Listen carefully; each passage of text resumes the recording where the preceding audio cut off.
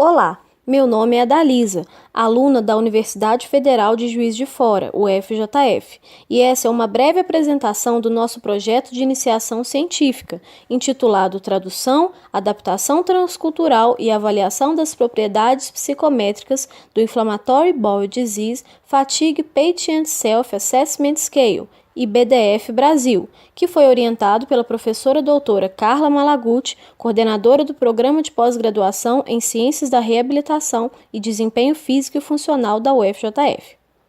A doença de Crohn e a retocolite ulcerativa formam um grupo de doenças denominadas doenças inflamatórias intestinais, que são caracterizadas por alterações idiopáticas crônicas do trato gastrointestinal, com manifestação clínica e gravidade variável.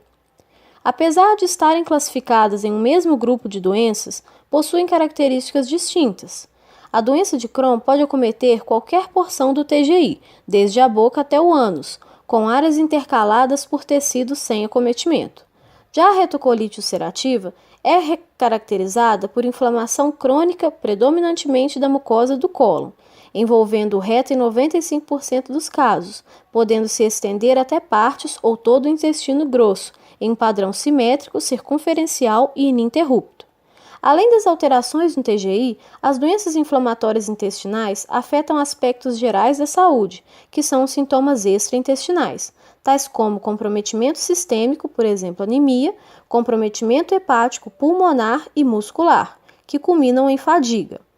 Tendo em vista essa expressiva abrangência da doença, faz-se necessária uma avaliação global do paciente, que seja capaz de mensurar e valorizar a influência da doença inflamatória intestinal na capacidade funcional, social e na qualidade de vida. A fadiga nos pacientes com doença inflamatória intestinal é um sintoma limitante comum e está presente tanto na fase ativa da doença quanto na fase de remissão. A relação entre doenças crônicas e fadiga é justificada pelos altos níveis de citocinas pró-inflamatórias presentes, como o TNF-alfa, alteração da neurotransmissão central, com liberação de adrenalina, alterações na regulação do hormônio corticotrófico do eixo hipotálamo-hipofisário e induzida pela terapia imunossupressora e corticoterapia. Na falta de um instrumento que avaliasse a fadiga de forma multifatorial e específica para a população com doença inflamatória intestinal, foi desenvolvida em 2014, no Reino Unido, uma escala de autoavaliação de fadiga, denominada IBDF, direcionada para as necessidades e vivências específicas desses pacientes. O intuito da pesquisa atual foi realizar a tradução para a língua portuguesa brasileira, adaptação transcultural e avaliação das propriedades psicométricas do questionário IBDF. A pesquisa foi dividida em duas fases, a fase 1 e a fase 2.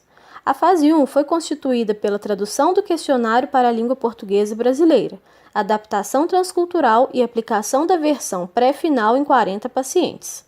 Ainda nessa fase foi avaliado o nível de dificuldade do questionário. Já na fase 2, para avaliar a qualidade da informação fornecida pelo instrumento, foram analisadas as propriedades psicométricas do questionário em 118 pacientes, por meio de 3 avaliações. A avaliação inicial foi realizada de forma presencial. A segunda avaliação, via telefone, foi realizada de 48 a 72 horas após a avaliação inicial. E a terceira avaliação foi realizada de 8 a 12 semanas após a primeira avaliação, também via telefone. Os resultados revelam que o instrumento é de fácil compreensão, ideal para ser aplicado em adultos. A consistência interna avalia a homogeneidade dos itens do instrumento e foi classificada como adequada. A reprodutibilidade refere ao grau em que a repetida aplicação de um instrumento produz resultados semelhantes, e o IBDF Brasil apresentou excelente reprodutibilidade. A avaliação do efeito teto e piso foi feita através do cálculo da proporção de participantes que obtiveram os scores máximo e mínimo do IBDF Brasil. Foi observado um efeito piso de 25% e nenhum efeito teto. O construto no IBDF Brasil foi considerado válido. A responsividade refere à capacidade do instrumento em detectar mudanças ao decorrer do tempo, e o instrumento avaliado foi considerado responsivo. Através dos resultados obtidos, conclui-se que a versão brasileira do IBDF pode contribuir para a avaliação sistemática da fadiga e seu impacto nas atividades diárias de pacientes portadores de doença inflamatória intestinal. Obrigada.